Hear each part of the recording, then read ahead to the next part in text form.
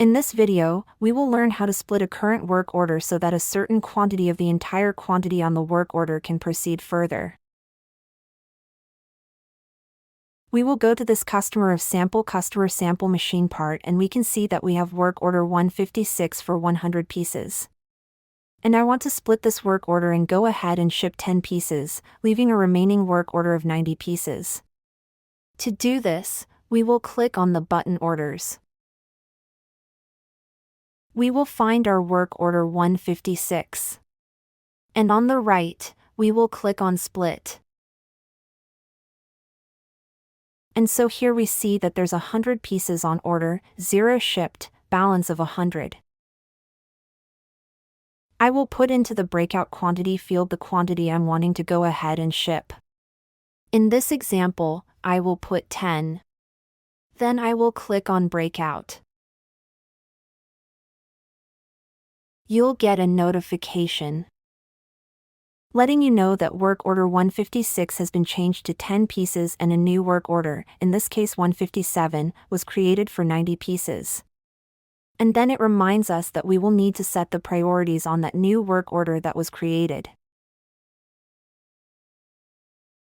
And so now you see we have work order 156 and work order 157. Now when you split a work order, the new created work order, you'll have to manually select where that work order is at.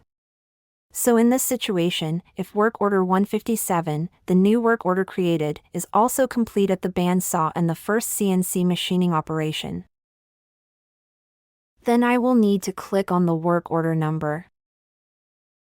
And then manually set that the horizontal bandsaw is done by clicking this button, and then manually set that the CNC machining is done.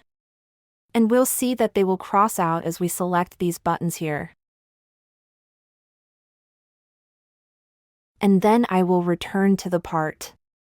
So now we see that the work order has been split and we can go ahead and ship work order 156 for 10 pieces.